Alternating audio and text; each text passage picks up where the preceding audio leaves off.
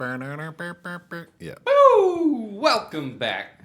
Welcome Rough Draft back. Research in the Heezy. Yes. We're back here. My gurus by my side. Or here in spirit. Yeah. Christian Glover. Daniel Whitmore. What's up, boys?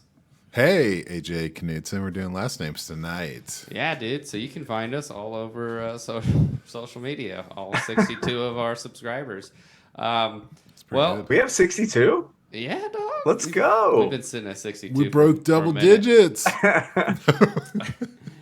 So with that said, we're going to do the NFC North. As you can tell, me rocking the Irv Smith. Him walk. Who's that again? Aaron Jones. No, I don't care. But before we do that, let's jump back. Let's jump back in time. Ooh, it was last week. The feeling was pretty good, and we were knocking out the AFC East. So, obviously, we got to start with the quarterback room. Pretty tough call here. You've got the GOAT, Thomas Brady, but you also got Lil GOAT. Lil GOAT, it's going to be Josh Allen, right? Yeah. So, that's a tough one. Obviously, we're not really... Wait. Tom Brady's not in that division. You meant Mac Jones. Oh, God damn it. Mac Jones. All right. There. Your mark is 8-10.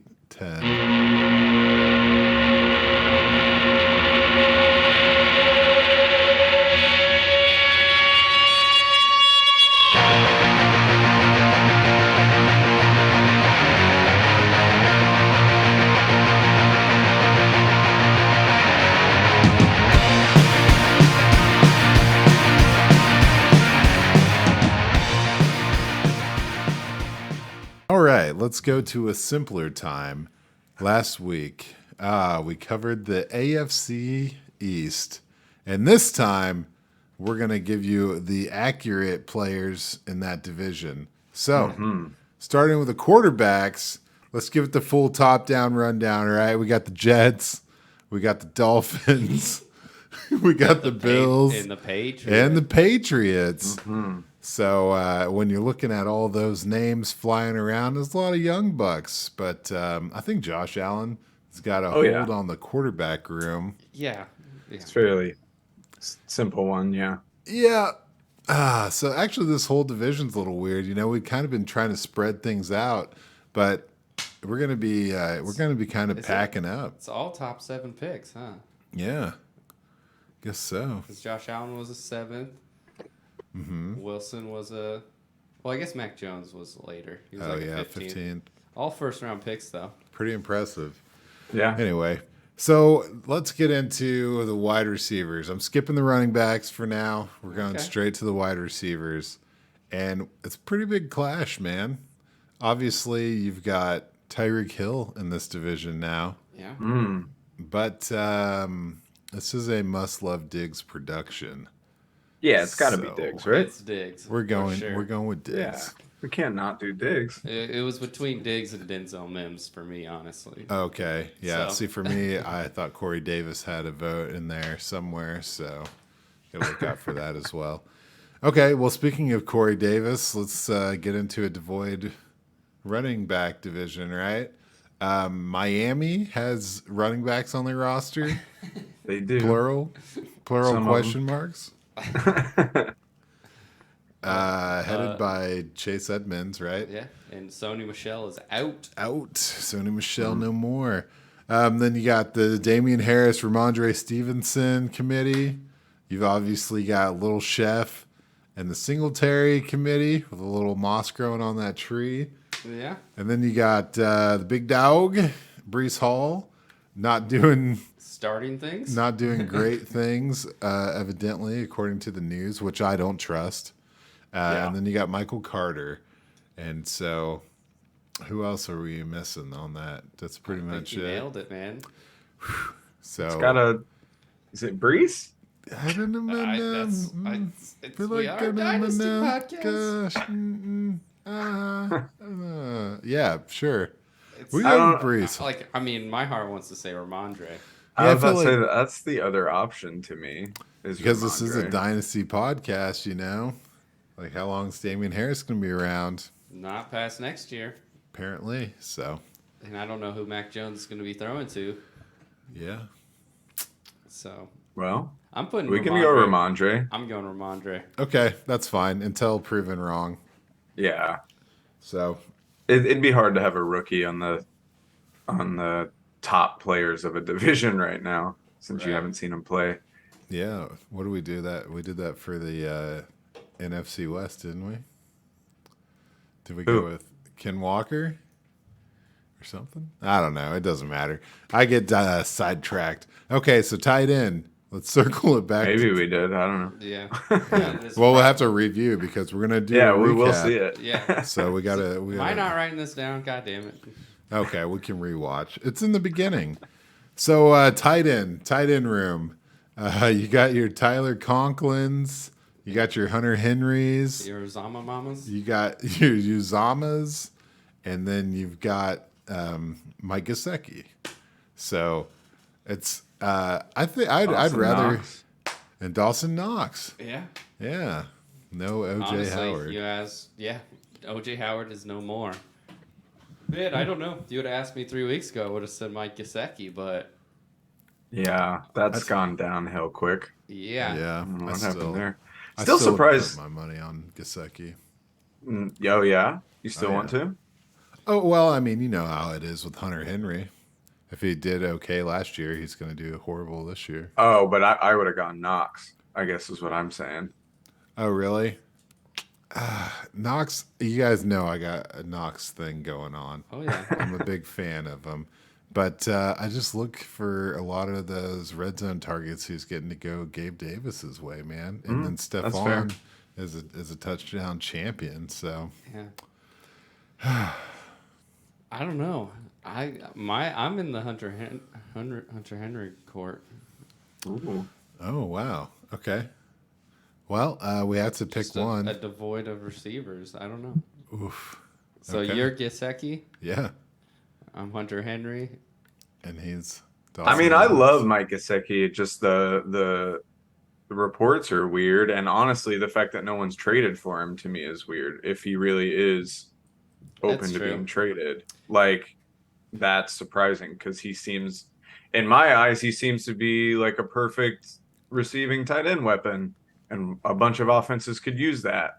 And Miami doesn't want him apparently, and nobody's wanted him enough to trade for him. It just worries me, I guess. But I think he's like the most talented tight end out of those guys. So I mean, if I have to go pure talent, I'd still go Gesicki. But like, it's just weird now. Like it's gonna look weird. That poster popping up. Oh, here's the best players in the AFC East. Gesicki being on there is gonna look weird as fuck right now with with the off-season reports. All right, But I'm pivoting to Hunter Henry then. Oh. Well, I wasn't saying it like that. I was just saying like We got to if narrow you it do down, the man. whole. I don't know. All right, I'm fine with Henry. I think That's Dynasty, and I think like what's Mike Gesicki going to be up to next year?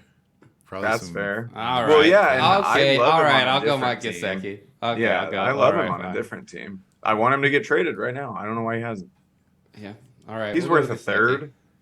Definitely. Straight Somebody up. should give up a third for Gesicki. 100%. Yeah. Washington, be a good fit right there. Yeah. Yeah. Here are your broken Thomases. Talking to you, New Orleans. Okay, cool. Well, we'll call it Mike Gesicki, and then all right, best kicker in this division. No, I'm just joking.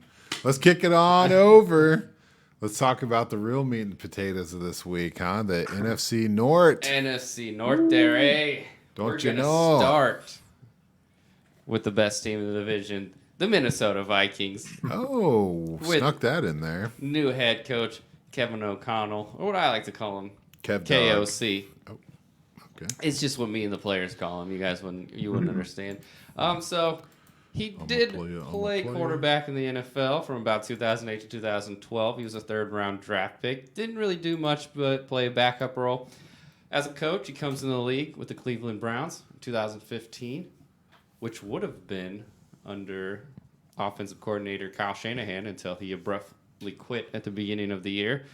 Funny enough, his next job is in San Francisco as a offensive assistant to Kyle Shanahan. He then goes on to the Washington, Team. Washington R Words, which was their name back in 2017. That is where he kind of just missed out on all the Shanahan and McVay and all that, but he did work with Kirk Cousins. Started out as a quarterbacks coach to the passing game coordinator, all the way up to the offensive coordinator, where he was not retained under the coaching change, and then goes on and gets hired for the Los Angeles Rams as Sean McVay's offensive coordinator. What? Oh, yeah, for 2 seasons. You know that Cooper Kupp guy? Never heard of him. Yeah, he's pretty good. But now he's at the Minnesota Vikings, the new head coach under Kwesi, the new GM Kwesi, who he did reconnect with, or he first connected with in San Francisco. So that's kind of where that connection came about. And so now we're looking at it. So let's talk about that offensive line. And I know, Christian, you got some good things to say about Ed Ingram, right? I do, actually. Let's go. Ed Ingram, second rounder. He was going to be the second guy I talked about. I can bump him up to the headlining spot here. Yeah, Ed Ingram got in the second round. He's projected to start at guard, and a lot of people are already considering him a steal.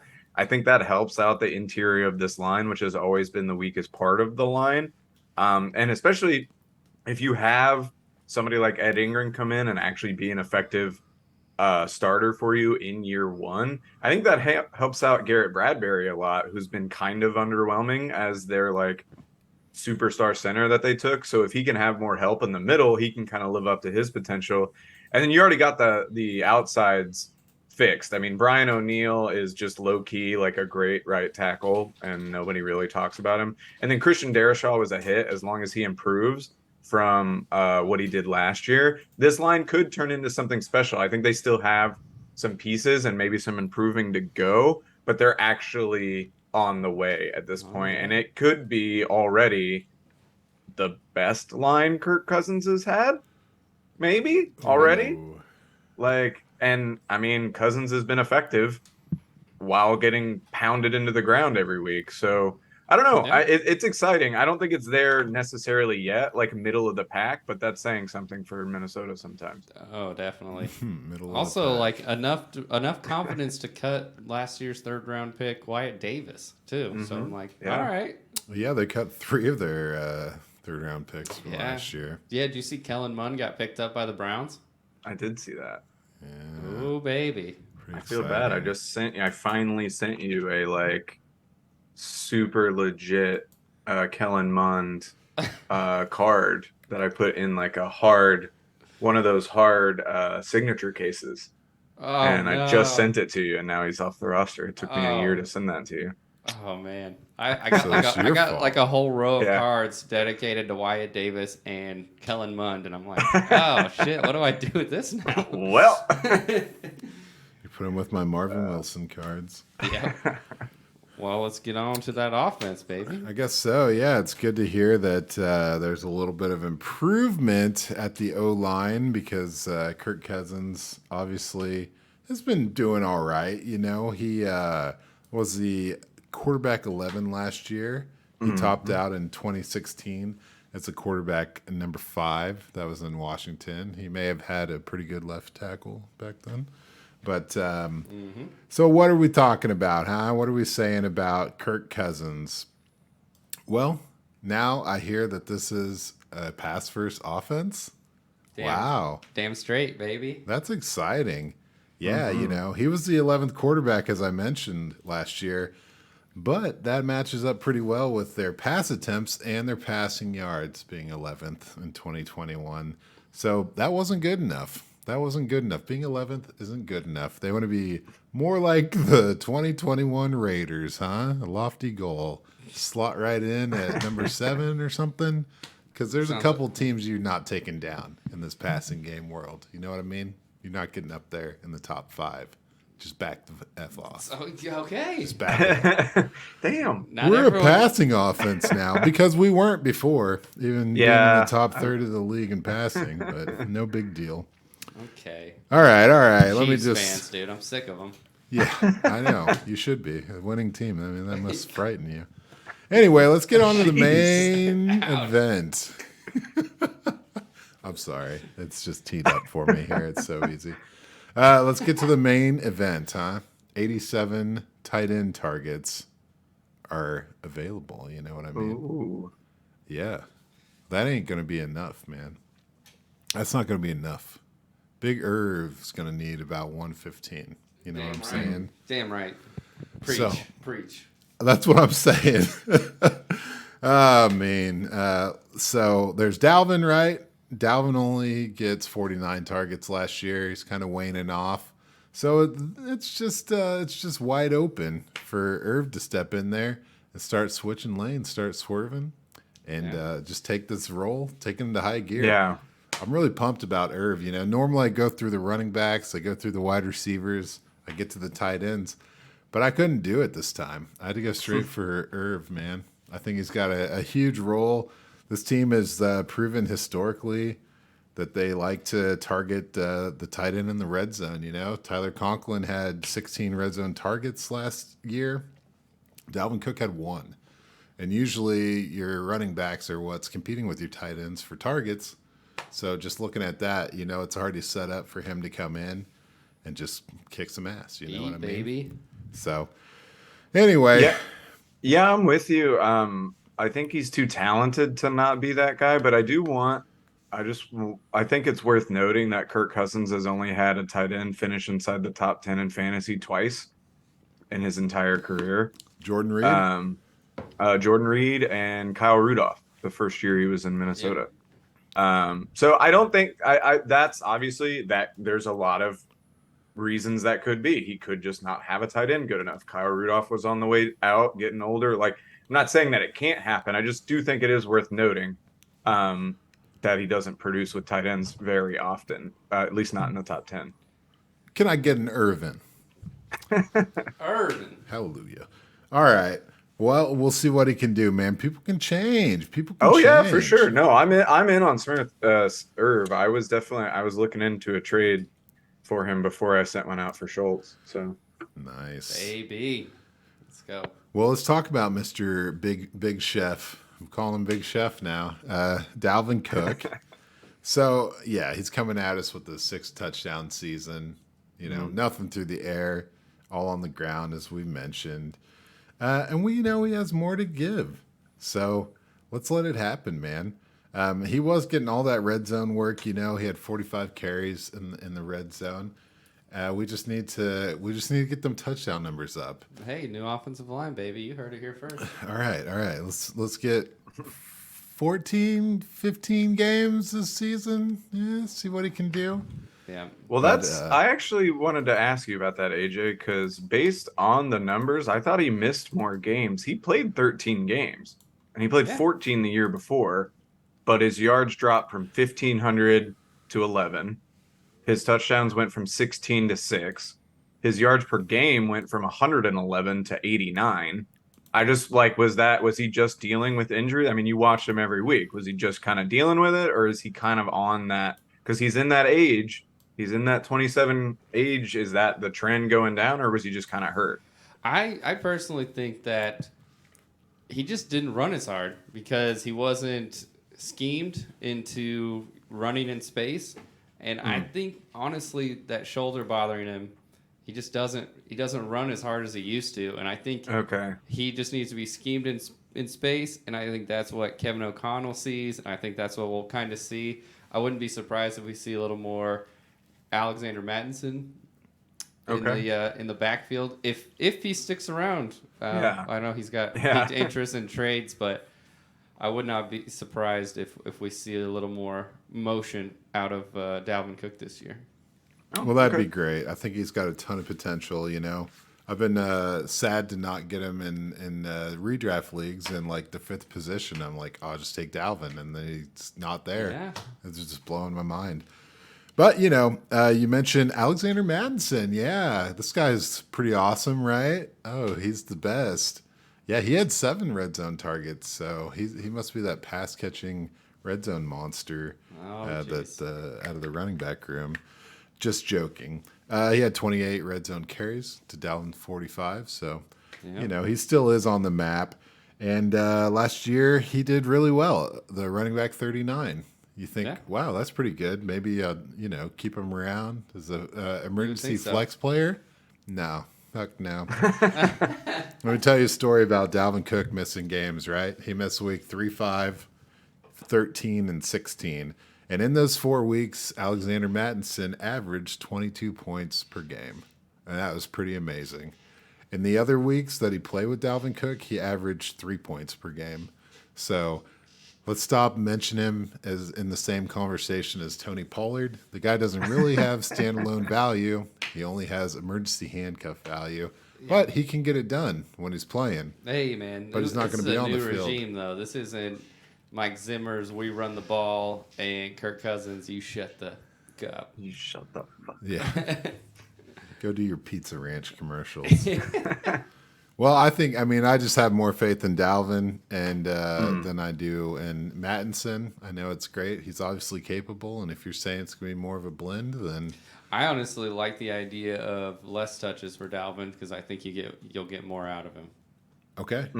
Like, save him so that he's not hurt, and then he can kind of just be 'cause effective. He's a guy that can do something with 15 to 20 touches, and I don't think he needs more than that. Give him the Nick Chubb treatment. Yeah, baby. Gotcha. Nick Chubb's been doing well with that. So. Absolutely. Yeah, exactly. So Well- we're gonna talk about Justin Jefferson, or Do Yeah, we need to? I guess he was a wide receiver like to hear 4 last year, and the year before that he was wide receiver 6. So Probably being around that range. Is he Yeah. going to split it? Be 5 this year? it's a pass first offense now, Christian. So number one, baby. whatever number 1. He's gonna have 2,200 He's being yards. drafted like he's going to be the number 1, but Yeah. Hey, we'll see. I think Hey, he man, probably I has mean, the number 1 he average has over just the next as much 3 years. He has just as much potential to be number 1 as any other receiver in the league. Any other guy that could be number 1. I'm not saying he will be, but like if Justin Jefferson ends up the number 1 receiver, I won't be surprised. No. You know, No, I don't think so. I'll be less surprised than I was that Cooper Kupp ended the number 1 receiver last year. Yeah, we were all pretty blown away by that. Huh? But okay, well, yeah, obviously Justin Jefferson's awesome. He's great. He's super fun. He's a nice guy. He's a friend of the podcast, right? Yeah, I dude. wish. He That'd calls be in tight. and does interviews. We should do some fake Justin Jefferson. We should do more fake interviews. I've Okay. been into that. He's got some good accents over here. Oh, Have you heard don't him you say know? Philadelphia before? It's pretty solid stuff. So. Philadelphia. Oh, now I'm thinking about it. Ah, All right. damn. All right, so then you got Adam Thielen. This guy's, he's the red zone monster. He had 95 targets last year in only 13 games. So if he can stay healthy, I think he's still a viable option. I call him Cooper Kupp's older brother because that's kind of how he plays. Yeah. He's aggressive and he catches the ball and he makes shit happen, man. I still got faith in the Thielen, man. Put a little thumbs up next to him for me. I just traded for him in the league, baby. Intentionally. Let's see. And then you got KJ Osborne, who was the wide receiver 39 last year. So that's pretty surprising, That is surprising. Yeah, he actually had 7 games at double-digit fantasy points, which Yeah. I thought was pretty surprising as well. So fairly consistent Yeah. for a number 3 wideout. But obviously Adam Thielen missed some time, so that probably gave him the opportunity. I mean, that to helped thrive. a lot, but still wouldn't have thought he was that high. All Yeah. it takes is a couple games, man. You get double-digit TDs. I tell you what, he can make it happen, especially when he's got that receiving core to kind of stretch the field, and a healthy Irv just makes things. It should Yeah. be we all know this is a really fun team. If you look at ADPs for most of these guys, you're talking about some heavy hitters. So Well, we'll see how the shootouts go. We want to talk about that defense. Yeah. Just a second. This defense is oh Jesus. okay, The jersey swap. Jersey This swap. defense is pretty boomer busty to me, but it could boom really, really high if Really Zadarius busty. Smith and Danielle Hunter are healthy, they could be a top pass rushing duo in the NFL. But that's a big if. I mean, Zadarius Smith missed the entire season last year, and he played one game in the playoffs. But in that one game, the first thing he did was have a sack. So like, he's still there. He's still explosive. It's a back injury. Let's see how he is. But yeah, if they come alive, that pass rush is going to be absolutely nasty. You can't guard either of those guys one on one typically. Um, and then that is going to directly affect the secondary, which is projecting to have two rookie starters this season in Lewis Cine and Andrew Booth Jr. So if they get help from the pass rush up front, then they're going to benefit greatly from that and be able to kind of work around their strengths. If that pass rush doesn't work, now you're in danger of exposing these rookies. You know what I mean? So it's this kind of weird boom or bust balance where those two things ride on each other a lot. Now, the middle of this defense is going to be incredible. Eric Kendricks and Jordan Hicks are, probably arguably the best double inside linebacking core. Like, they're in that conversation. So I think there's lots of potential here. You just got to see. You got to see the health of Smith and Hunter and how these rookies perform. Yep. I think it's definitely Patrick Peterson misses some games. It's gonna get weird quick. Get ugly. So, yeah. Yeah. Oh man, that's exciting. It's crazy. It's crazy too, because like when you just like look top to bottom on this defense on paper, you're almost like, this could be a pretty damn good defense. But then once you break down the factors, it's going to take one piece to fall apart. So. Exactly. Yeah. So it's just a little shaky, but if it can hold, it will be strong. Hold. Okay. All right. And I like that I didn't mention this earlier, but Minnesota State wide receiver Jalen Naylor made the team. Michigan State. Michigan, yeah. Yep. So he's a guy I was kind of interested in. Yeah. Season, so. Well, someone's got to play special teams since we just dropped Amir Smith-Marzette.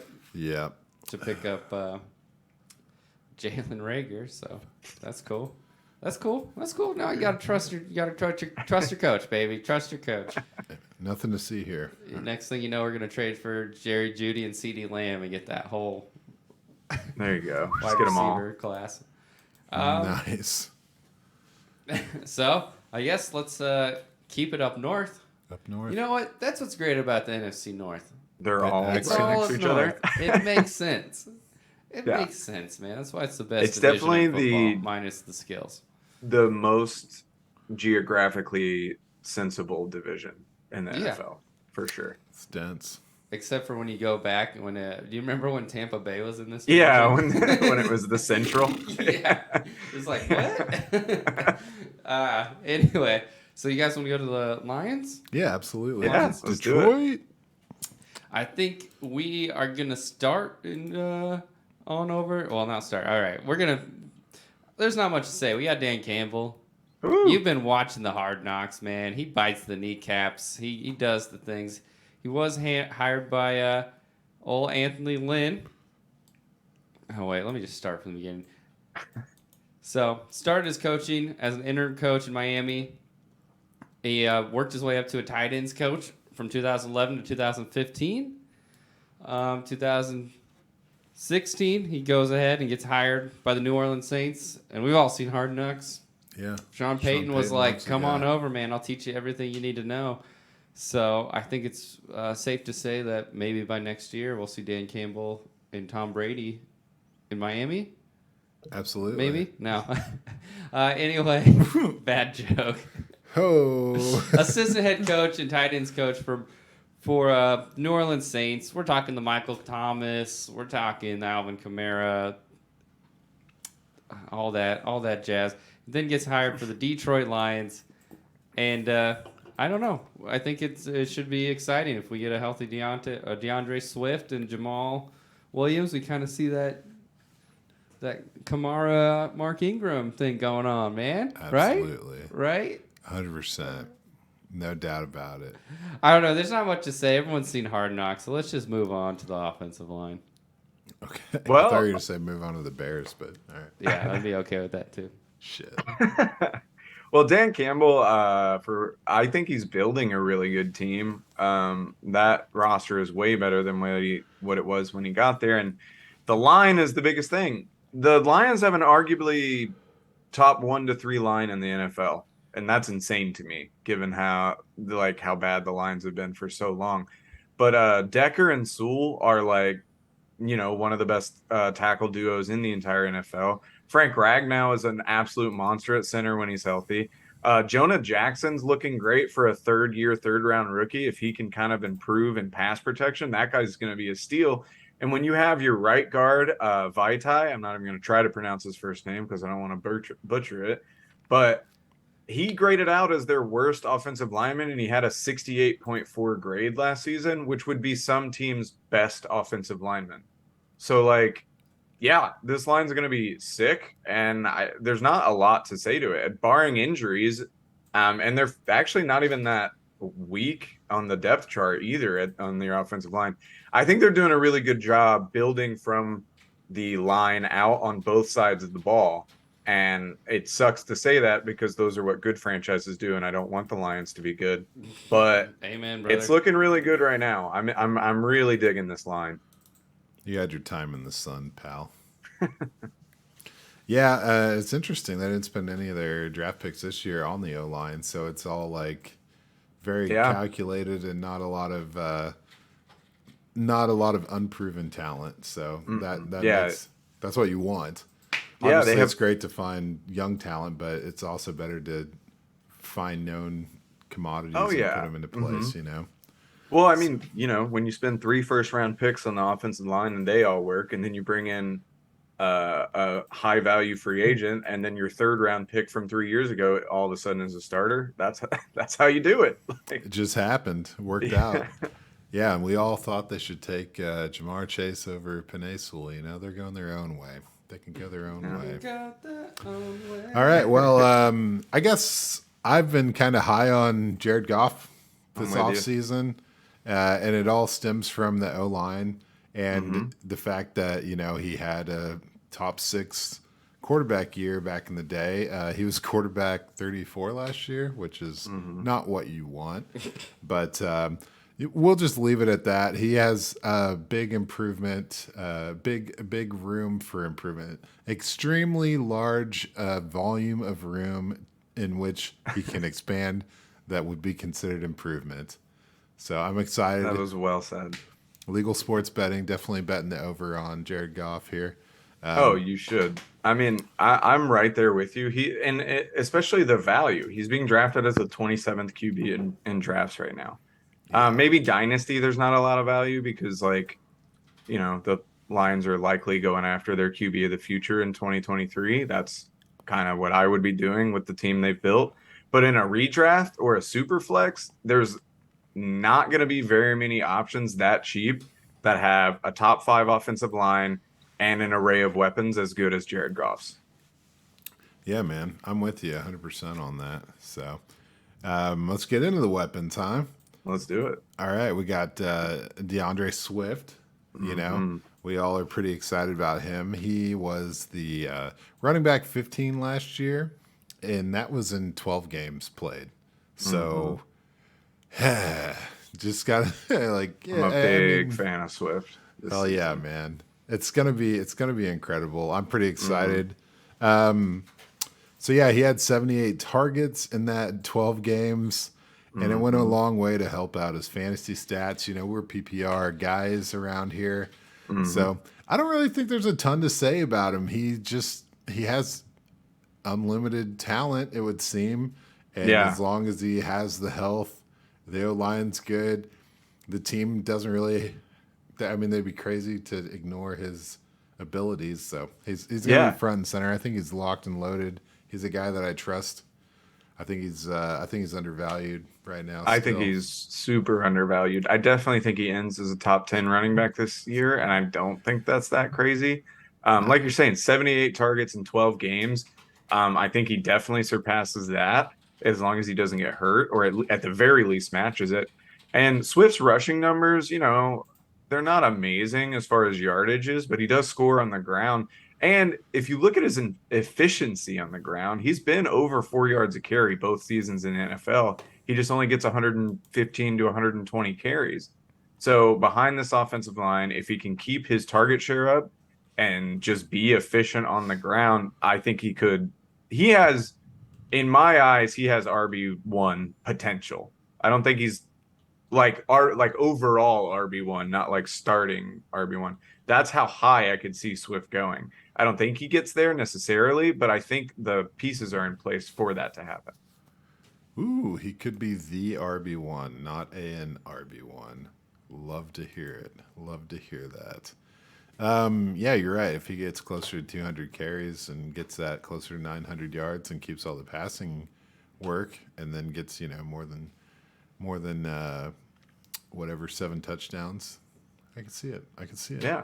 I mean, it'll take some, and that's why I'm not banking on it. But like, I love the value of Swift where he's going in drafts.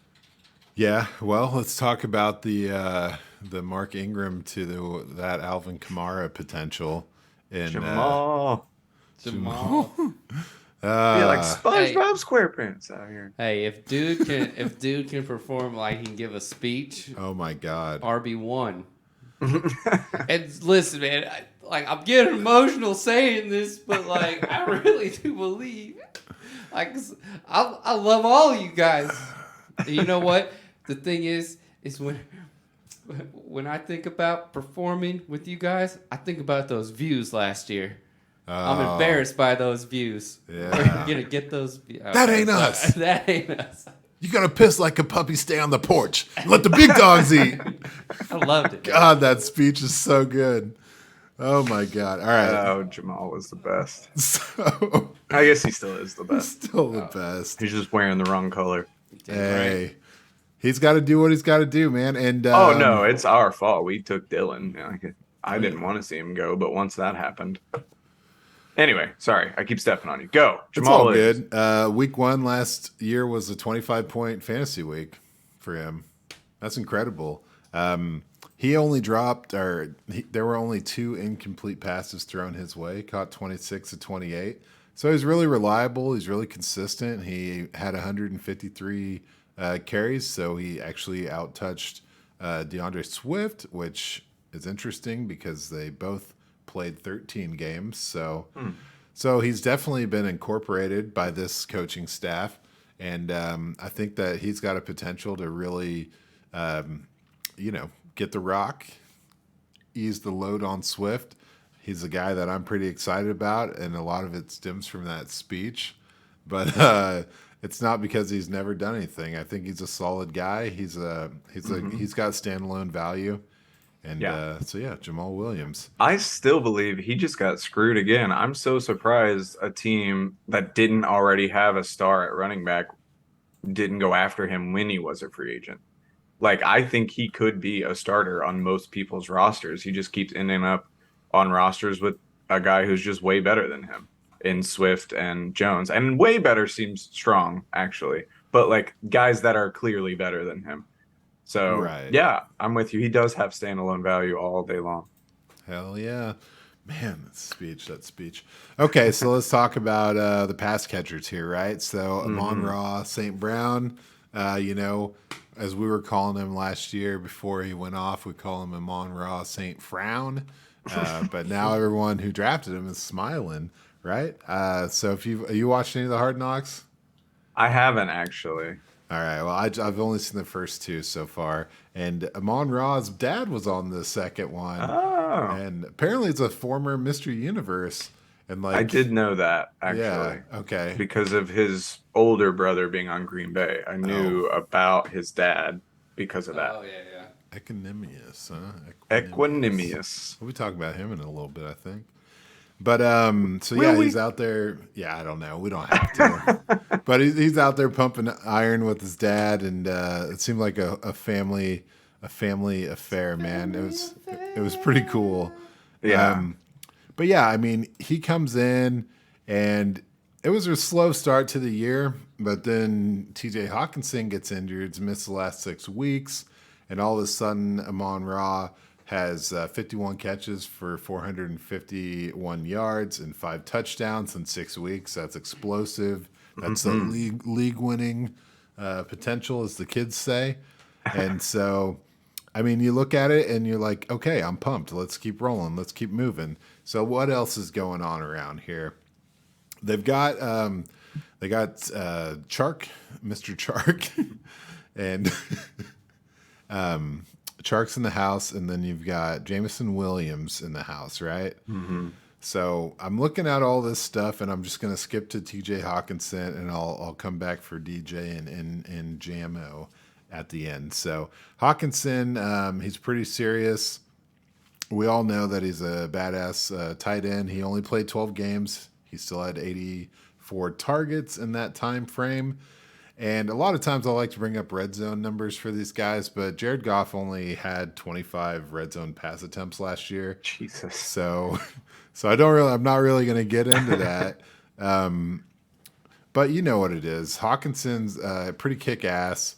Mm-hmm. He came in and it was him all the way. He was doing pretty much exclusively all the work as a pass catcher alongside Swift until he went down, and then Amon-Ra came in and just kicked ass.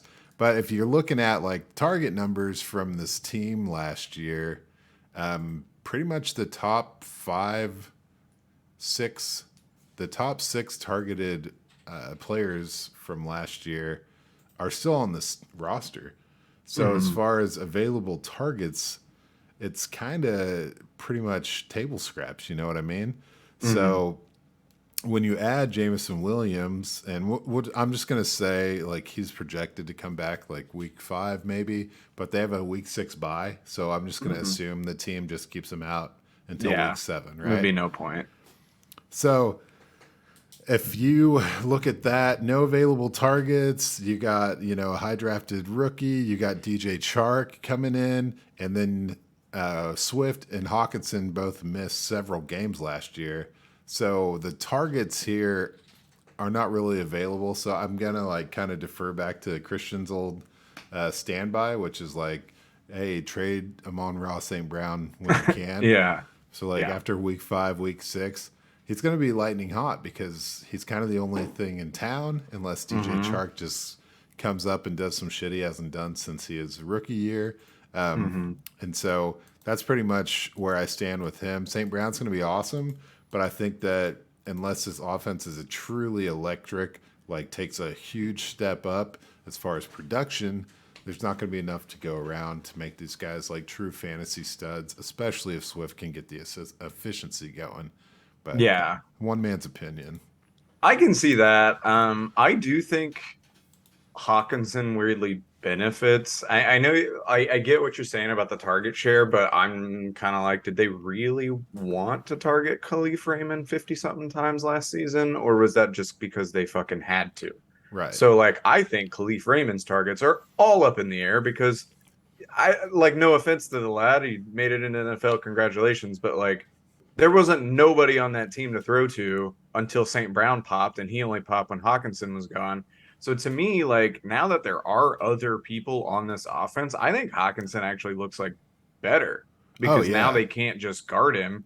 And I think Chark is an upgrade over Khalif Raymond. At least, people will respect Chark's speed at the very least, so they're going to have eyes on him.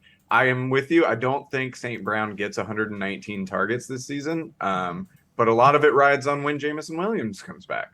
Because if he does come back and he's healthy, that's when you're going to see it. So you're exactly right. Amon-Ra is going to blow up in the early year part of the season, and I would trade him.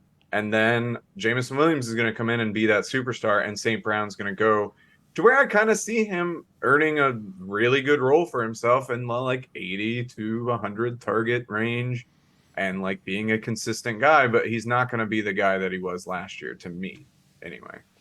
Yeah, no, I think it's going to be a similar story to last year where the last 6 weeks he was electric, and it'll just be the first 6 weeks this time. Just and flip it.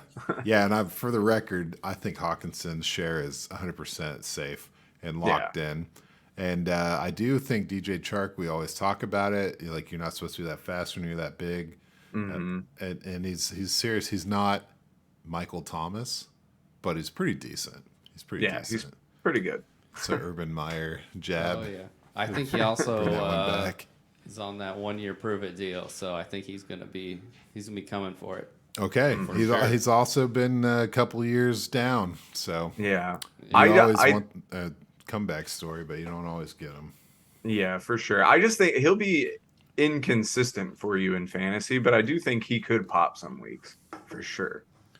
Here's my question: How do you look at Jamison Williams kind of acclimating mid-season after missing probably a lot of on the field as far as chemistry stuff goes with Jared Goff coming into this season?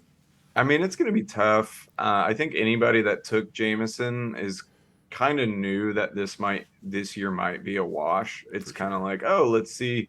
We want that potential. But I mean, he is at the end of the day, he's a deep threat. He's fast and big, so you could still get him involved, even if he's not used to the offense that much. Just be like, Jameson, fucking run. Yeah, Just go that way. Like. Get open. And then like work him in slowly, but at least he can get on the field. He can feel the NFL ball, get used to it. So maybe, yeah, he misses all this important preseason time and he's going to get thrown in right away. But you can throw him in and just do what he does best and then kind of teach him along. So I think it'll be slow. I don't think he'll be the most viable receiver this season for you, but I think the sky's the limit for the guy, and he could come in and crush it. Who knows? I mean, all he needs to do is watch Caleb Williams film and just get acclimated to that, because that's going to be his quarterback next year. So there you go. Yeah. Or he could hold out, for C.J. Stroud. You know what I mean? Okay. Yeah, Caleb Williams. Oh. That's hilarious. You want to just reunite him? You know what I mean? You're right. Bryson Young. Bryce Young. Yeah. Alabama. Anyway, all right. That's it, man. That's did I touch it? Did I touch it? I think can't so. Remember. I touched it. Yeah. All right. So what defense. up? What up with the we can do this defense real quick. Another dude. This is what I'm saying. Dan Campbell and that team. Forgive me, I don't know the GM's name in Detroit, but that team down there, they're building a really, really nice team. Their defense is deep on paper. Michael Brockers, their second-round pick, Joshua Pascal, and Onwa Zakuri are all rotational guys. They're not starters. And I don't mean that insultingly. I just mean that their roster is deep enough that these guys that could be starters other places are going to be sliding in. This defensive line for the Lions should be always fresh, always rotating with players that can play. Now you've got Aiden Hutchinson and Romeo Aquara on the edge. That's really, really strong. And then whenever they come out, you bring in Brockers or Onwa Zakuri. That's really, really sick. There's no superstar in the secondary to me. Jeff Okudah is very, very up and down. He's just kind of like, some weeks he looks like the guy that should have been taken number 3 overall, and some weeks it looks like he should be benched. But when he's on, he's on. And they have other players in the secondary. There's just no like superstar to me. And then the middle of the defense is kind of weak. Alex Anzalone being your number 1 inside linebacker is a little worrisome, but they're building this team and they're building it from the defensive line up. They're going to wreck some people's games this year, that defensive line. I promise you, any bad offensive line that comes into Detroit is going to have a not that fun day.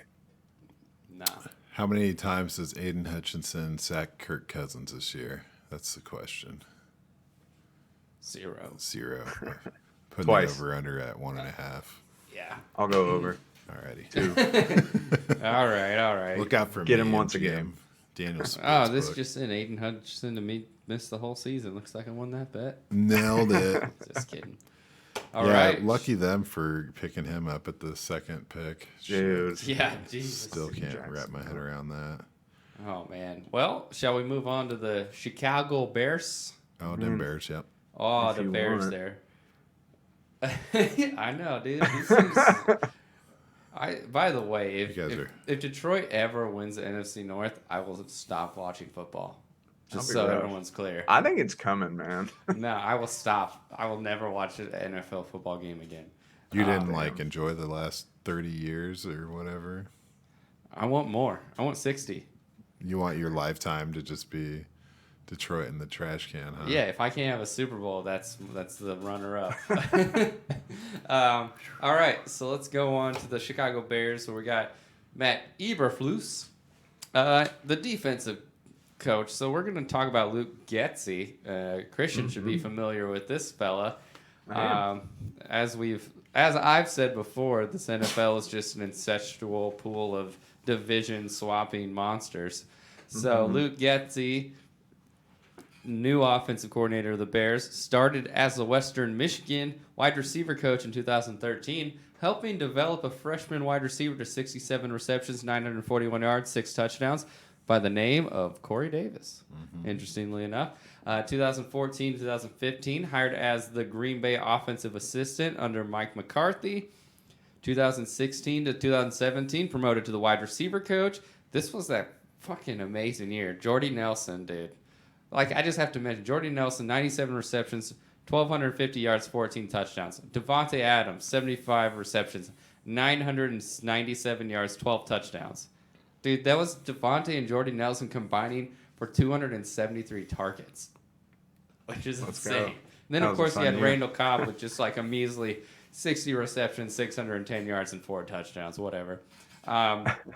2017 and 18, so I thought this was interesting. Mike McCarthy gets replaced mid-season, and Luke Getsy accepts a position at Mississippi State, where the Bulldogs are ranked number 2 in the SEC for rushing offensive yards per carry, coaching sophomore Kylan Hill.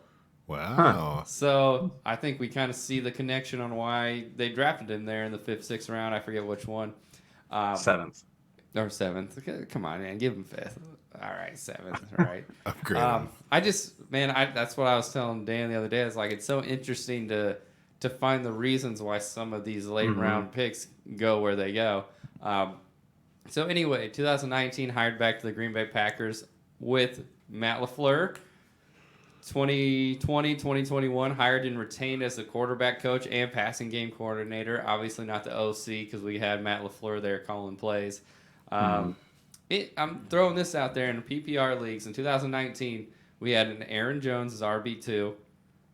Combining the RBs combined for 88 targets. Devontae Adams, wide receiver 23, but in 12 games. 2020, we had Aaron Jones, RB5, 63 targets, with Jamal Williams getting 35 targets. Adams, wide receiver 1, an insane amount of targets, almost 1,500 yards receiving.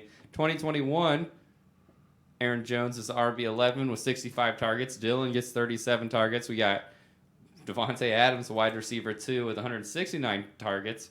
And then we can kind of recap what that team did. So 3 straight seasons of 13 wins. Aaron Rodgers, 2 MVP seasons. 2 brutal conference championship losses.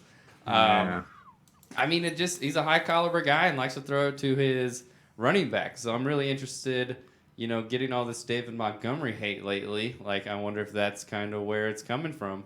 So I'm going to send it over to you boys. We'll talk offensive line. Well, that's going to be one thing Luke Getsy's not used to, is having a dog shit offensive line, which the Bears do. They start the season ranked 31st. Tevin Jenkins, a guy I was reasonably high on coming out of the draft last year, did not have a good rookie season, only played 160 snaps, but he allowed 11 pressures and had 7 flags. And now apparently he's on the trade block. So that's not good. Leatherwood numbers. Speaking of Alec Leatherwood, they picked him up off waivers, so apparently they've solved their issues. If you're going after Alex Leatherwood, yeah, your line's pretty bad. Your projected starting 5 are Larry Borum, Cody Whitehair, Lucas Patrick, Sam Mustipher, and Tevin Jenkins. And I will give somebody $5 if they could have told me that without looking it up, because I barely knew half those names. I knew Lucas Patrick because he used to be a backup center in Green Bay. So it's not looking good. They need to invest in this line. Now, luckily, as we'll get into later, Luke Getsy's style of play calling, I'm projecting to be a little more advantageous towards Justin Fields' traits and his legs. So from that angle, I think he can kind of disguise how bad this offensive line is. But it's real bad, guys, and there could be some problems, especially if you start having injuries to an already kind of rough-looking line. So they need to make some moves, but it's going to be tough on this line for sure for the Bears. Yep. I think it's going to be a tough year in general for these bad Bears, man. Mm-hmm. So you talk about the line, you talk about the Bears, you talk about Justin Fields. I just do a short recap of last year in case anyone forgot that they actually got 6 wins. That's surprising to me. Yeah, But that was a mistake. yeah, the big thing for them was the second most interceptions thrown at 20 and second most turnovers, 29. So they just didn't, you can't win when you're turning the ball over more than the entire league. Honestly, impressive that they got 6 wins with those stats. Yeah, absolutely. It's great. I don't know, man. And looking at the Bears stuff, it's like, I don't know. It looks like one of those notes where they like cut the letters out and then glued them onto a piece of paper. Like it just was a kind of a hodgepodge of nonsense, and it kind of scared me. So I'm looking at Justin Fields, right? I was a big fan at Ohio State, and boo, right? 20 interceptions. He actually only threw 10 of them, so Nice. you can't just say it was all him. So yeah, that's not bad, right? But did he have any fumbles? Yeah, he lost 5 fumbles. Damn. Had 12. Had 12. Only lost 5. So yeah, I don't know, man. I don't like that at all. And we'll see what happens. Khalil Herbert actually picked up a couple of his fumbles, so maybe that's why everybody likes there you go. Khalil Herbert. Doing a Well, couple of favors for him. I might be able to get you a little bit of excitement on Fields if you want to go that route. Yeah, give it to me. I guess I spoiled the answer to the question, but do you know who had the highest passer rating in the NFL on design rollout plays last season? Justin Fields with a rating of 130.8. Wow. The problem is, 138.5. I don't know why I fucked that up. So even better. The problem is he only did it 19 times. Damn near Kirk Cousins did it 54 times. Damn right. Like, what are we doing? Justin Fields has the legs, and he clearly even showed that in the NFL. He knows how to run and throw the ball. And that's what I mean, is that's what I think Luke Getsy is going to do. He's going to see that. Aaron Rodgers moves around all the time. They use movement on the offensive line to block and scheme guys that maybe are weaker. That's what good teams do. You find a way to block these weaknesses on your offensive line by moving the pocket and creating lanes for your passers to throw the ball, so they don't just stand there and get hit and fumble the ball 12 times because they're not moving anywhere and your line is terrible. So do I think the Bears are going to be good? No. Do I think they're going to be better on offense than they were last year? I actually kind of do. I think Fields will be more efficient, at least. Like, they're going to use him more the way that he should. Now, is he going to be a guy I want on my roster this year? No, probably not, but he may be a guy I stash for later on down the road when they do fix this line, if I do see this developing with his legs and the throwing on the run, because that's what he's good at, and that's what he needs to be doing. Yeah. So you're saying buy Fields week 6 when he's not doing too hot. Sucks. There Yeah. you go. Stashing. Yeah, I mean, you're kind of segueing right into mine. Like it says exactly like I'm not expecting a year 2 breakout, but being average was cool. Obviously disappointed with the rushing, right? Only 2 touchdowns, 420 yards, but he's got plenty of room to go up. Nothing to be jazzed about from this offseason, except for Matt Nagy's not the coach anymore. So the O-line didn't get any help, really. And the wide receiver room, it was like did someone tell them that they needed to have wide receivers on their team? Because it's almost like they didn't realize they were supposed to do that, too. Like, I thought you were bringing the wide receivers. No? Me? Okay. Well, So, shit. so I don't really know what to think, but I do think the coaching alone has to be a huge improvement. It's like the Trevor Lawrence story all over again. Yeah. Like, give these guys a chance to do No, anything. 100%. You know? Yeah, without Darnell Mooney, this would be by far the worst room in the league. Darnell Mooney makes it a little spicy just because I think he lines up with Fields really well. Fields has a really strong arm and he can throw on the run, and Darnell Mooney super fast. So I think they can they're simpatico with what they do. So I think it could work really well. The issue is still the fucking line if he's going to have time to throw it to him. And then there's nobody else to be worried about in the wide receiver core. So yeah, I mean just double cover Mooney and let Velus Jones beat you. Yeah. You know, Because he like will. He's the old version of Jalen Waddle. I've been saying it for years. well, hey, but that's the thing. I'll take my chances. I'll cover Mooney and I'll let the old version of Jalen Waddle beat me if he can do it. Type deal. But that being said, I do think Velus Jones has a sneaky potential to have an Amon-Ra St. Brown type of year. Oof. Well, you want him in the league? No, Trade for God him? no. Potential. Oh, dude. I'm trying to cash in on that $7 fab. Yeah. Whoa. Was that you? Was that me? That was me. Oh, goodness. All right. Well, you're skipping steps, man. We got to talk about Sorry. the running back room first, right? So I don't know. Is this a run first team, right? Because there's no wide receivers to be had. Yeah. Is it a committee? I think it's fairly a committee. Going to what AJ said on the targets, I do think Montgomery gets over 60 targets.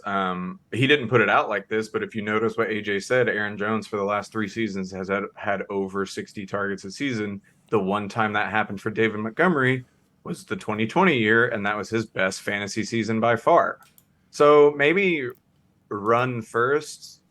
Not necessarily, but like a lot more check down work, a lot of easy passes to build Fields' confidence. And like AJ saying, the running backs in a Luke Getsy outfit average about 80-ish or higher targets together, and there's usually one guy that gets most of it, and that being Aaron Jones. Now, David Montgomery is not Aaron Jones, but he's a dual threat. He's proved that he can do it. He had over 50 catches and like 400 and something yards in 2020.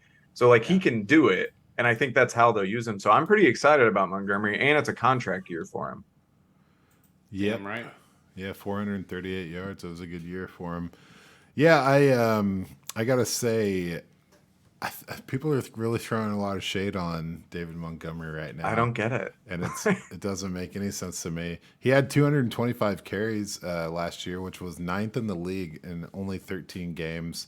He did finish the running back 19, and he looks like a bell cow. So I mean, Khalil Herbert is awesome, right? But he really got his ability to shine in the games that DeMont missed. So the 6th rounder, former Jayhawk turned Hokie, is getting a lot of love right now.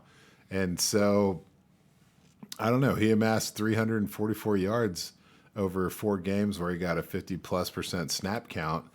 But I don't really think I've seen a lot of fantasy football analysis saying that like Khalil Herbert is the better back in this. No. In this. I don't think so. I mean, I like the idea of Herbert because I think David Montgomery will be gone after the end of this season. Right. But not because I think he'll be better than David Montgomery. David Montgomery's just getting constant shade. And like, sorry that the Browns were a fucking train wreck last year. The fact that David Montgomery in, would you say 13 games, 12 games, was even the RB 19 on that roster is pretty damn impressive. Like, right. Yeah, and it was really like a back half of the year thing, man. It was kind of weird. I know we've talked a little bit about Darnell Mooney, who had a true breakout year last year. But that year started off like boom or bust, where he had a single-digit game, and then a medium game, and a single-digit.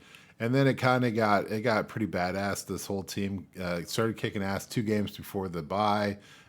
Justin Fields was starting to look great. And Demont and D Moon, I'm calling him D Moon now. Demont and D Moon, double D's, taking care of business, and they started kicking ass, and they finished the year kicking ass, man. But Justin Fields wasn't really there in the second half of the year, and Matt Nagy was in like weird emergency save my job mode, and it didn't really work out. And Allen Robinson wasn't there either, so I'm trying to figure out exactly what from last year is going to translate into this year. And the only thing I know of for sure that's going to translate into this year, aside from Darnell Mooney's workload, is Cole Kmet. There it is. Oh yeah, Stranglehold on the number. He was the number 2 target with 93 targets last year, and he played the whole season, but he ended up with no touchdowns. Right, so that kind of hurt his season long numbers. Right, he's only the tight end 21, which is not really.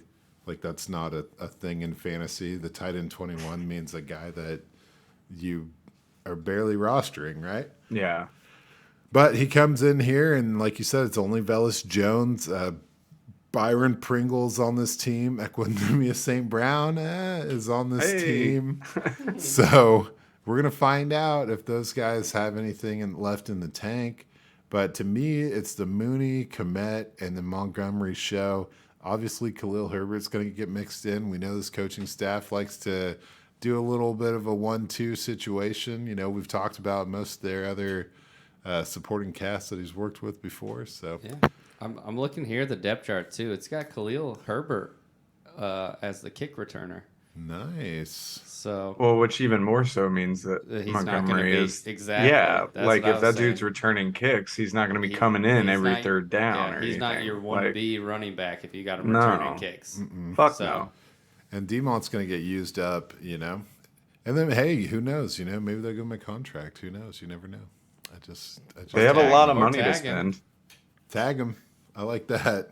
I At don't that like point, that. just sign him. No. Yeah, that just would, save money that Not way. really tagging Yeah. running backs anymore, right? Am I right, Lev? no, God no. So yeah, I mean that's it, man. These guys, I mean, fantasy wise, they kicked ass over the back half of the stretch, but it was a team that isn't really going to be the same this year as it was last year, even though all of the components are exactly the same and no draft capital or free agency was invested at all into any of the skill position players. They went after N'Keal Harry, who instantly got hurt. Yeah, N'Keal Oh Harry. yeah, I forgot they did that. Jeez. I was stoked on that for like 2 weeks. So Well- give me your Velus Joneses, man. So take me to the defense. I was about to say, I kind of have the same feeling about the defense. It's hard to figure out how it's going to be because they have the players. They have really good players on their defense. Robert Quinn had 18 and a half sacks. Calm down, big man. Like, come back to us. You don't do that when you're 31 years old. You're dropping 18 and a half sack seasons all of a sudden. That's crazy. Roquan Smith is a stud, but apparently the fucking management of Chicago hates him, so I don't know what's going on with that. Oh, Jalen Jesus. Johnson at corner played really well, and then you add Kyler Gordon in the second round, and then Eddie Jackson could be coming back this year. And if he returns to form, like there's players here, but they looked lost last year. It's because they were on the field all the fucking time because the offense couldn't do anything. Right. So if that happens again, this defense isn't gonna it's gonna be middle of the pack. But they have really good players here, and so it'll be interesting. I mean, I trust Matt Eberflus. His career trajectory has been pretty solid so far. And I believe in him, and I believe in the talent. So if the offense can kind of just hold up its end of the bargain, I think this defense could be pretty good.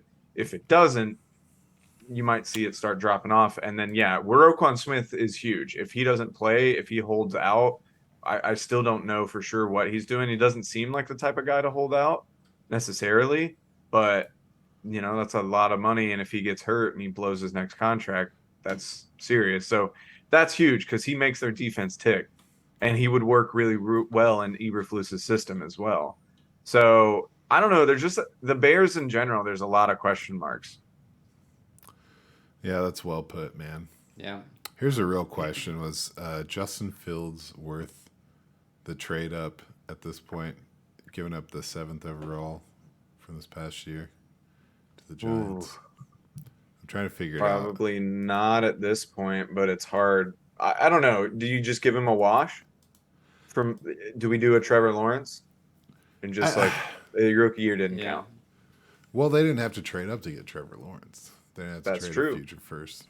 And anyway, I just remember thinking that Denver should have taken Justin Fields, and then now, New York gets a extra first in addition to the trade last year. And I'm just thinking about it. Just his questions. I want it answered, and I want them on the record. So, all right. Well, fuck it, man. Let's get to the real cheese. The real cheese. Cut the mustard. Well, we'll go to the... He did it. Oh, he did it. The fromage on the head. Oh, if you're not watching on YouTube, Christian, just put The on fromage. the The fromage on the head. Oh my gosh, Love it. man, I'm craving some cheese curds right about now. Know what I'm saying? I'd wear it backwards, honestly. You know what I mean? It doesn't Protect really yourself. work as well. Oh, that's great, dude. That's great. Oh, there you go. Nah, you gotta wear it the right way. So we're gonna Yeah, talk. well, I just don't want people coming and watching the video and being like, this guy says he's a Packers fan. He doesn't even know how to wear the fucking cheese head. He's Skip. innovative, man. Well, yeah. Stole it from a huge game of Mousetrap. Oh shit. So we're gonna talk the Green Bay Packers. We're gonna talk head coach Matt LaFleur. The head cheese. The head cheese, got his start in 2008 with the Houston Texans as an offensive assistant. Like I say, there is a big theme of all these mega coaches starting as offensive assistants. And you know who didn't do that? Ken Dorsey, man, came in as quarterback coach. But anyway, I'll continue. Sorry. This is where LaFleur worked closely with wide receiver and quarterback, develop a relationship with then offensive coordinator and now head coach of the 49ers, Kyle Shanahan. Kind of his introduction. Moved on to the Washington team, where he was the quarterback coach. The newly hired Mike Shanahan, father of Kyle Shanahan, brought in Kyle to be the offensive coordinator, and at the request of Kyle Shanahan, brought in Matt LaFleur to be the quarterback coach. So this was where he saw the development of Kirk Cousins. I'm starting to wonder if Kirk Cousins just got paid off of who coached him, because that's kind of what it's starting to seem like. He was around some very great offensive minds. Yeah, 100%. He then went on in 2014 to be the quarterback coach of Notre Dame. Then went on to the Atlanta Falcons following Kyle Shanahan again. So then we go to the Los Angeles Rams, offensive coordinator, 2017 with, first-year head coach Sean McVay.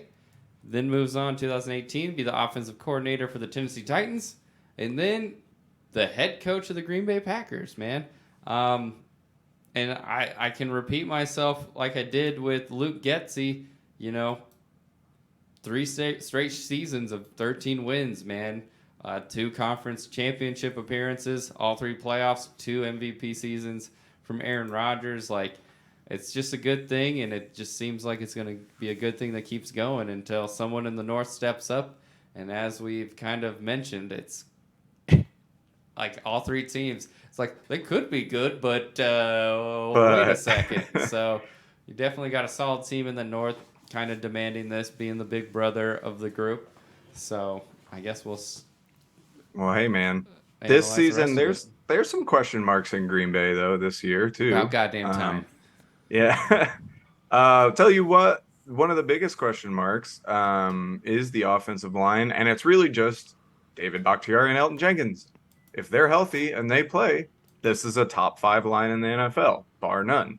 Josh Myers had a really good rookie season at center until he went out with an injury. He looks good so far in training camp. Runyon and Royce Newman, they played well at guard last year. But my thing here is that the Packers just continue to draft well on the offensive line, and now it's pretty deep. Sean Ryan, the 3rd-round pick from this season, is already competing at guard. Zach Tom, our 5th-round pick this season, is playing so well in the preseason that beat writers are talking about knocking Elton Jenkins back inside from tackle and putting him back at his natural guard position and having Zach Tom start at right tackle. Now, I don't think they're going to do that. It seems like they're going to have Jenkins out there. He's one of the best linemen in the league. But the fact that people are talking about that means this line is set up. But yeah, those 2 guys are all pro type guys. And if they're not on the line is worse. And, David Bakhtiari finally got activated off the PUP list. He's talking about he actually feels good, which is something that he wasn't saying going into last season. Elton Jenkins also activated off pup a couple weeks before David Bakhtiari, but neither of them, we don't know what their week 1 status is still. So it's just kind of up in the air. But this line makes the team run, like it does most. So if those guys are here, it'll be a top 5, but I still think they'll be at worst middle of the pack if those guys don't play. Middle of the pack. Damn, that is. I must have heard. It's going to be the whole NFC North is going to be the middle of the pack, man. I guess so. Shit. Well, except besides for the Bears. Yeah. Yeah. But I mean, you got Aaron Rodgers, right? What has he ever done? He was the quarterback last year. Yeah. What the fuck, dude? Danica Patrick. There you go. Living him on. Hell yeah. All right. He's a pretty cool guy, dude. Nailed it. He's been the quarterback 1 3 times. He's been the quarterback 2 4 times. So he's pretty good at football. Oh yeah, you betcha. He's good at the footballs. He's 38 years old. Does that scare anyone? No. It's not scaring the ladies. It shouldn't scare us. Just saying. So, yeah, Aaron Rodgers, what are you going to say about him besides that he lost his favorite target in Devontae Adams? And so he's going to have to make it up. And apparently we can expect there to be a wide receiver by committee on this offense, which is... Still don't understand that term. That's how it works. Yeah. That's how all offenses are. They all have multiple receivers. Yeah. I mean, Cincinnati's doing it, and they're winning. I don't know. I guess. I don't know what that means. I mean, they just have three wide receivers all getting 100 targets or something like that. That's okay. Now, I can see, honestly, I didn't expect to go into this much of a tangent about the wide receiver by committee thing. But when your previous number 1 had a full 100 targets more than the next guy, that's fair. Maybe they were the only team that didn't have a wide receiver committee, and now they will be one of 32 teams to the normal enjoying a committee approach to this offense. So, all right, so we've said it. We know what it is. Aaron Rodgers locked in, ready to do what he can, which is be a top-notch quarterback day in and day out, and that's fine. So we moved to Aaron Jones, right?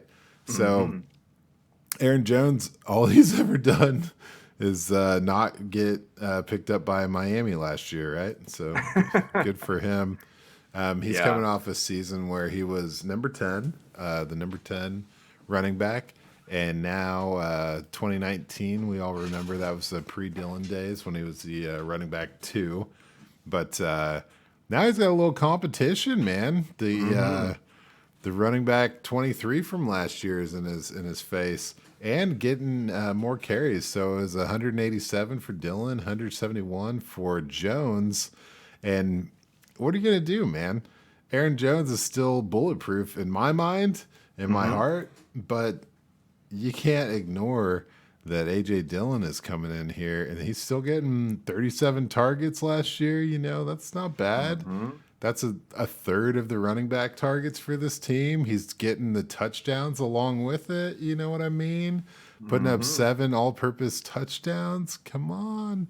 That's creeping on Aaron Jones, man. He only had 10 last year. He's stealing right out of his pocket. So, I mean, we've mentioned a few names like Tony Pollard and Alexander Mattison and Khalil Herbert.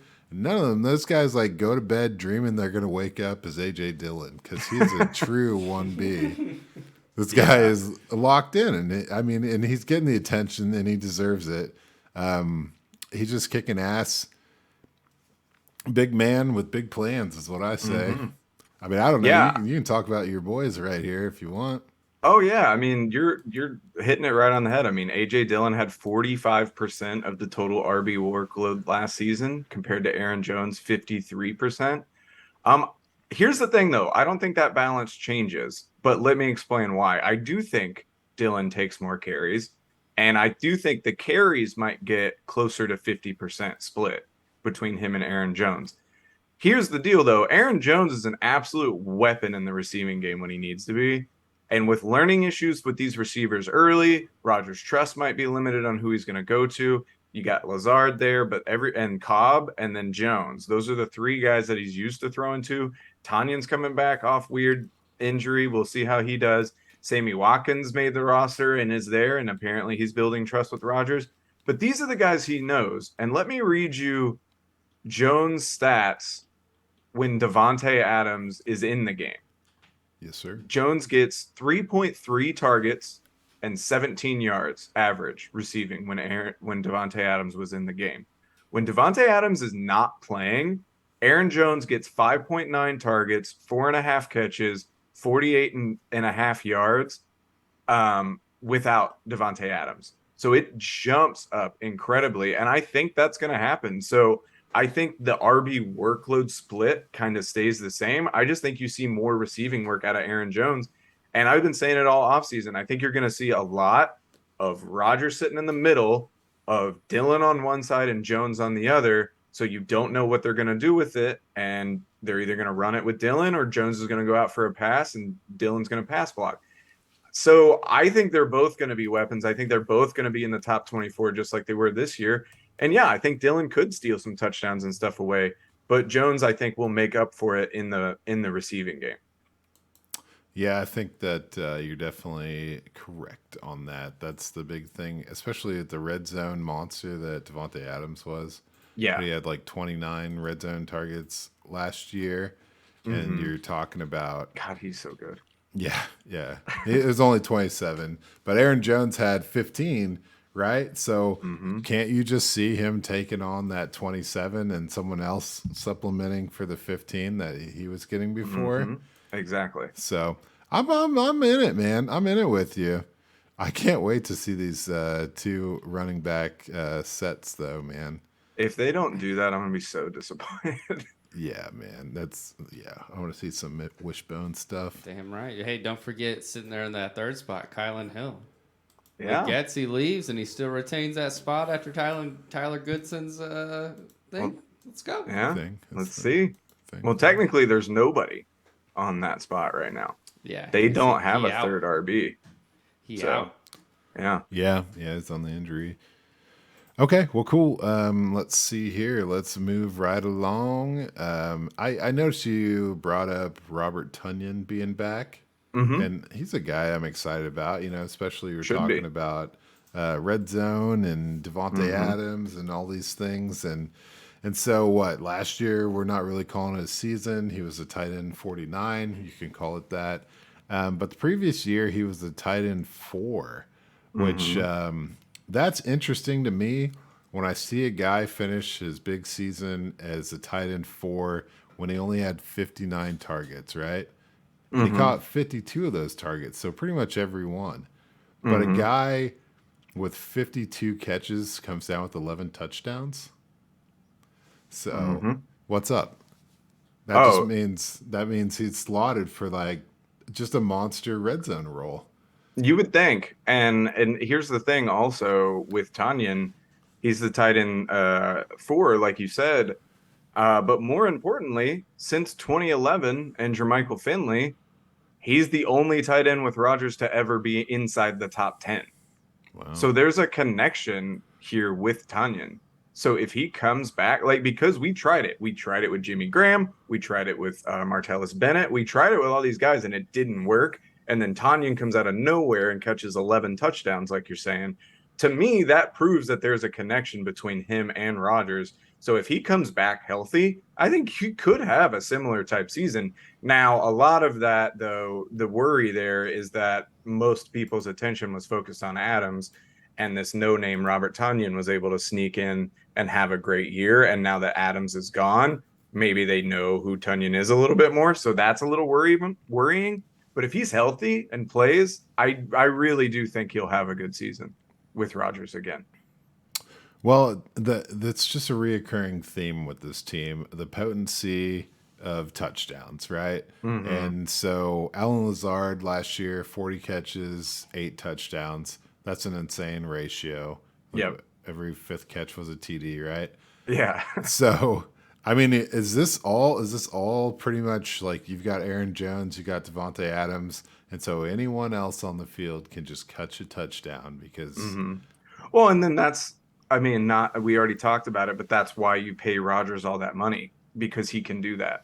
Like right, when guys are covered, he does find whoever's open. I mean, there's tons of times he runs around like the 2020 season with Tanyan. Half the time when he scored, it was because he was alone and Roger just found him. And it was like, oh, the first read wasn't there, second read's not there. Oh, nobody's covering Tanyan in the end zone. Dink. nailed And it it. was incredible. And so, I mean, that's part of it. But yeah, I mean, it had a lot to do with that. You have to focus on these big weapons, and somebody like Rogers can take advantage when you do. And so he broke out. So it'll be more interesting without having Adams, but I still, yeah, I just think there's a connection. I think he'll have a really good year, just catching more touchdowns in the red zone, and hopefully it doesn't steal away too much from Aaron Jones. But yeah. Yeah, I think the touchdown numbers stay similar to what they have been historically with those guys, Hmm. but I think it's going to take more targets to get there for sure. Oh, okay. And because there's a That's fair. huge role to fill here, man. I mean, Hmm. we've already touched on it a little bit with Devonte Adams now in Las Vegas, a good place to Hmm. hang out. 169 targets walk out the door. You got MVS, that's 55 targets. And then I don't know. We're not really counting the rest of these targets. You know what I mean? Couple of guys in there. So you're looking at 220, 230 targets available. And who's going to catch that shit? We haven't really been talking a ton about rookies around here, but you know, you got Sammy Watkins on this team. I think Hmm. like what are the odds? What are the odds that like Sammy's back for real back? Dude, and here's the 50-50. thing. A couple weeks ago, I was saying he might not even make the roster. And then as soon as I said that, apparently all he did was crush it at camp with Rodgers. And now, you know, I could see it, man. Like, not consistent, not worth like maybe relying on, but I think he could pop with Rodgers. I mean, he popped with Mahomes at certain times, and I think they could use him. And the thing is, we need Sammy Watkins more than Mahomes ever needed him.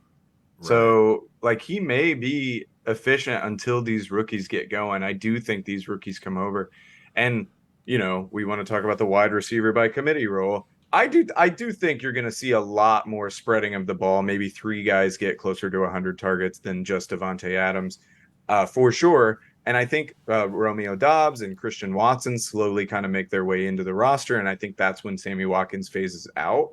But I do think Sammy Watkins might start off the year hot like he tends to do. Yeah. Oh yeah. Dude's a serious stopgap, you know. He didn't really get it done in Baltimore, but like you're saying, Hmm. Kansas City, you know, he was instrumental in, some deep playoff runs and had some Yeah. big games. So, yeah, he's not the picture of consistency, but Mm-mm. he's got to be feeling fine, healthy off Yeah. season, and he Hmm. wasn't getting overworked in Baltimore at all. So I'd love to see him come out and get everyone to drop their fab and do the Sammy Watkins dance, man. The fab Do it dance every week year. one. Just here's my wallet, Sammy. Just bring it back when you're done with it. And anyway, yeah, I'm looking for Christian Watson and Romeo Dobbs to hit the ground running. I don't know. I'm calling it. I'm calling it week 5. They got a really good stretch of games. And their week 5 is the Giants, and they got the Jets, then the Washington football team. So those Hmm. are some teams that they should be able to handle and maybe get a little more exposure in for the young guys. Yeah. Get them on the field I and see what they can do. I do think of the two, Dobbs probably comes out week one as close Rotational. to a starter. Maybe not quite a starter, but Dobbs is just, it's been undeniable. He just looks like a veteran out there, which is huge, which is already building confidence with Rodgers. And I think he's going to earn that spot. And, a lot of that was taken away from Christian Watson. They had a surgery before preseason even started. So he got a lot of that time taken away. But Dobbs has just earned it. And so Yeah, it. I'm super excited. It's going to be an interesting year, but there's also a chance this doesn't work. Arr! It better fucking. Oh, No, it better fucking work. But we have to. We can't just. It's not all sunshine and rainbows. There's two rookies that are going to be playing a significant amount of time for this team, and then Amari Damn it. Rodgers could as well be playing a pretty good amount of time for this team. And we all saw what his rookie season was. I got to take this thing off my head. It gets heavy after a while. But Understood. yeah, I'm pretty excited though. I'm excited to see what happens. Heavy is the head that wears the NFC North crown. They get the thick douche. necks up there. You know what I mean? But yeah, I called it. I told you Romeo Dobbs was going to be better than Christian Watson. Maybe he had surgery. Maybe you guys were sleeping on him because he was a senior, and it's actually still younger than Christian Watson anyway. It's only 22 years old. So here we go. Oh God. Wolfpack in the house, baby. Oh.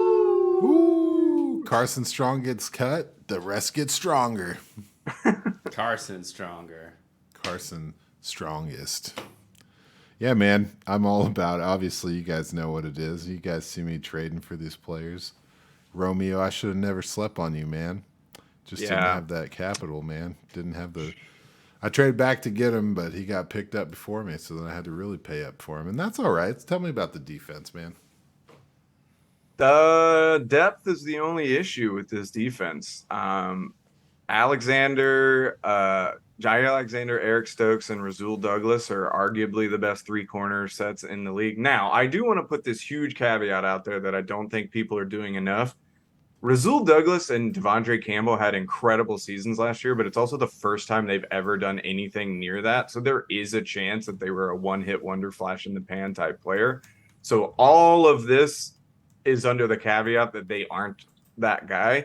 But that's a great starting three corners. Then you got Campbell with Quay Walker, the first round pick in the middle of the defense. That's improved. Quay Walker's looked really, really good in the preseason. And then outside, Rashawn Gary, who, by the way, I'm going to call it now. I think Rashawn Gary has a chance to win Defensive Player of the Year. He's super underrated. He is freaking incredible, and he's just been a monster all offseason. Then you got Preston Smith on the other side, and then Kingsley Engenbari. I can never say this guy's name. I know how to pronounce it, but he's been really impressive lately. He actually was in the top 5 for QB pressures in the preseason. So we've got all these pieces there. And then you bring in people. You got Kenny Clark on the defensive line. You draft Devontae Wyatt, sorry. And he isn't even going to need to start right away, which is good because his preseason has sounded kind of slow. They're kind of developing him, but they brought in Jaron Reed just in case. So the starters here are great. And then, sorry, I forgot. I was about to say Adrian Amos, super underrated in the back there. So to me, when Darnell Savage is the weakest starter on your defense, that's a really good fucking sign because Darnell Savage is pretty good. He's just not consistent. So, that's awesome. But if you start to have injuries here and Shamar Jean-Charles has to start starting for you all of a sudden, now you might be looking into some issues. So that's the only thing I'm worried about is the injury bug popping around. But this defense is going to be sick. I mean, Aaron Rodgers was quoted today as saying, normally there's, even on elite defenses, there's one guy that you can pick on, and he doesn't see it on this defense, is what he said. And all offseason, he's been getting frustrated in practice because the offense can't move the fucking ball. So I love what this defense is doing. I hope I hope paper translates to field, obviously, but it looks like one of the top 5 defenses in the league. I'll take it, man. Can't complain about top 5. Hell yeah. It won't be. Fine. If it happens. Yeah. Rashawn Gary, make your bets, everybody. Tomorrow's a big day. Yep. I'm bankrupting you. Bankrupting them. Bankrupting the family and The state of family? I was the going to state of bankrupt the Kansas. sports books. You're over here bankrupting my family? Whoa. Trying to get that tax revenue for the state. My capers, man. There you go. But Well, I think that wraps up the NFC North, boys. absolutely. does. Look forward to our bet at the end of this year, Christian. gosh, I think you're yeah. going to look good in purple. So, Good. We're both gonna look good in Lord. blue. oh no. This guy's being Stop cowardly. it. Stop it. We're going to get the Galladay jersey back out. Who's wearing that number now? Oh, God. They didn't retire it, did they? Well, yeah, we got the AFC North next week, so Yeah. That's that'll it, be right? fun. Yeah, that's the That'll last be one. it. It's a And then wrap. we're gonna have to settle our showdown. Who's the best at each position? The Yeah. divisional clashes, man. Do a little divisional clash, maybe some last-minute landmines and lighthouses. Oh yeah, And then the season starts, baby. that's right, man.